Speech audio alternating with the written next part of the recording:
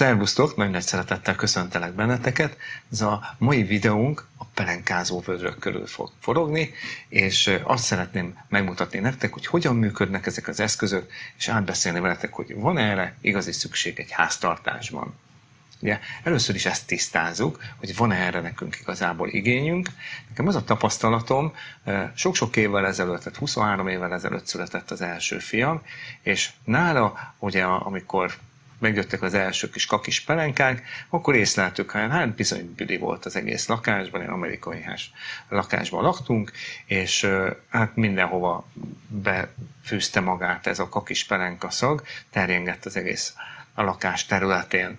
És akkor nagyon örültünk volna valami hasonló szerkezetnek, de akkor még nem volt. Akkor próbálkoztunk mindenféle megoldással, ilyen nylonzacskó, dupla zacsi, másfajta zsák, de valahogy mindig kiszökött a szag.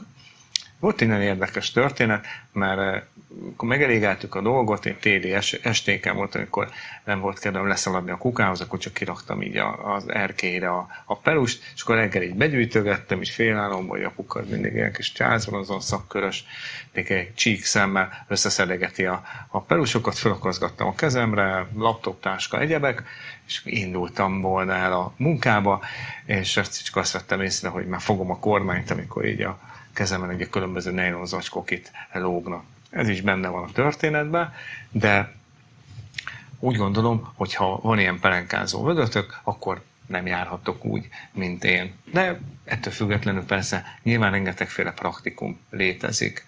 A babaipar ilyen csúnya szóval kitalálta ezeket a szaktalan kuka találmányokat, és elárasztotta vele a piacot, nagyon sokszor ingyen adták, mert ugye van az utántöltő, és abból megpróbálták megkeresni annak az árát, hogyha ajándékba adják a vödröt, de most már ennek az időszaknak vége, legtöbb esetben ezeket a kukákat meg kell vásárolni. Itt is vannak okos megoldások, vannak olyan gyártók, amik ilyen szetteket árulnak, itt van mögöttem például ez a példány itt, ahol mondjuk az ár már tartalmaz mondjuk több darab ilyen utántöltőt, és akkor érdemes számolgatni, hogy éppen a beszerzési árnál jártok jobban, vagy az üzemeltetésnél, de az is lehet, hogy a kettővel együtt, de ez mindenképpen az éppen aktuális áraktól függ. Mert ezeknek a kukáknak is hol fönt van az ára, hol lent van az ára,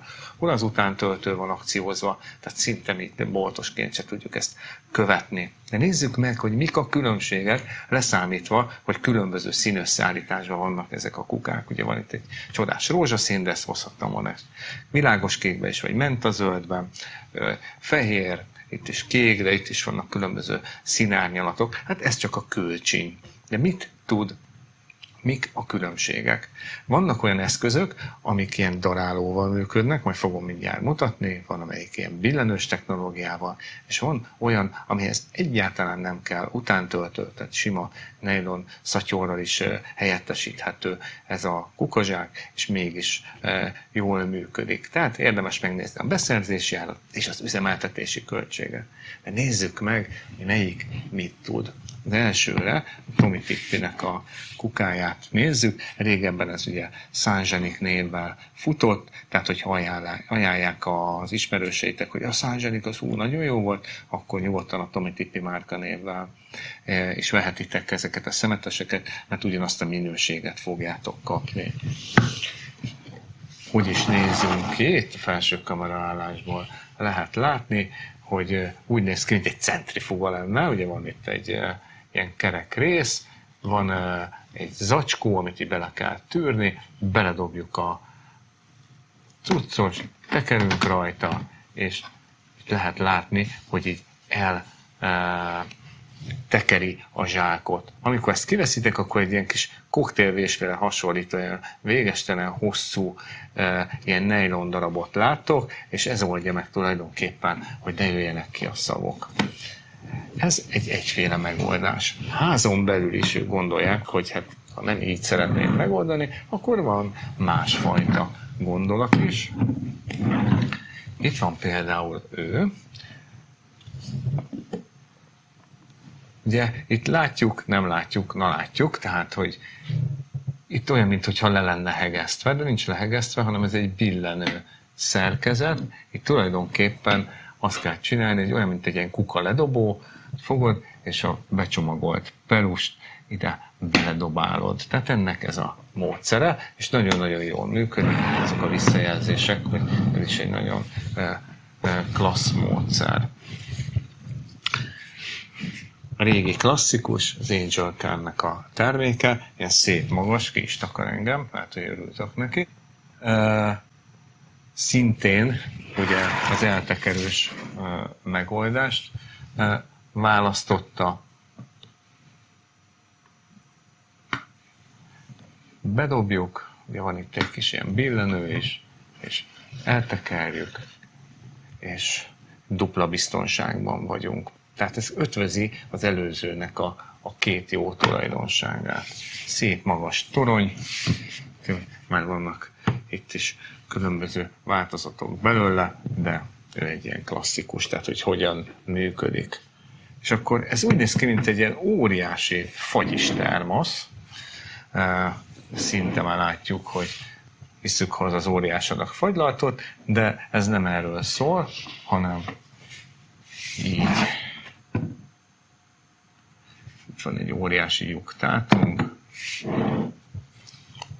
és fogjuk, és így elzárjuk a külvilág elől a szagokat. Neki a nagy előnye a Kikko márkára hallgatónak, hogy nem kell hozzá különleges kukazsák, tehát hogyha ezt egyszer megvásároljátok, akkor már nem magas az üzemeltetési költség, nem vagytok rákényszerítve arra, hogy a saját márkából különböző ilyen betéteket vásároljatok. Mert ezt a hármat, ezt etetni kell megfelelő zsákkal, és itt van az, amikor érdemes kiszámolni, hogy melyik mennyibe kerül per darab, per ledobás. Tehát van egyszer egy kényelmi funkció, egy beszerzési ára magának a terméknek, az, amikor ajándék van, amikor ugye jár hozzá ugye utántöltő pak, ezt akkor egy ilyen gyors mérlegelés, a későbbiekben meg azt érdemes nézni, hogy mennyiért és hogyan lehet vásárolni utántöltőket. Én azt javaslom nektek, hogy amikor utántöltőt vásároltok, akkor minél nagyobb kiszerelést érdemes venni, mert egyesével nagyon drága, ez a 3, illetve a fölötti darabszám összecsomagolva, azok szoktak már picit szelidebb összegben kijönni. Ha elfogy egy, akkor még nincs akkora vész, de amikor már csak az utolsót rakjátok be, akkor érdemes egy újabb pakkot beszerezni. Általában azt mondják, hogy egy ilyen csomag egy hónapra elegendő, de ez nagyon-nagyon változó, hogy éppen ki mennyi pelust használ el, illetve hogy a pisist is beledobod, vagy csak a kakis pelenkát, tehát változó, hogy mennyi időnként kell egy ilyen utántöltőt venni. 180 darab pelenka befogadását ígérik ezek az utántöltők per darab. Ugye ez nem tudhatjuk, hogy ez mennyi időre elegendő. Összesítünk.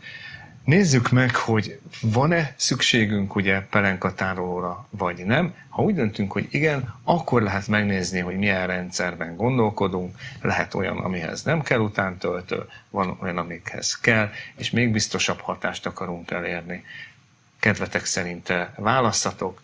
Én bemutattam nektek a jelenlegi palettát, amelyikből én is akár választanék, hogyha haza kéne vinnem egy ilyet, és én biztos, hogy vinnék egyet, mert én már megéreztem azt, amit ti még csak sejtetek, hogy milyen kis fonyar illat tud terjengeni szanaszét a lakásban. Remélem, hogy a mai videóval is tudtam segíteni nektek, szívvel, szakértelemmel próbáltam ehhez a témához is hozzáállni. Várunk benneteket a többi videóval is. Nézzetek minket, gyertek, vásároljatok nálunk akár a webáruházba ebben a nehéz időszakban. Köszönöm a figyelmeteket, szervusztok!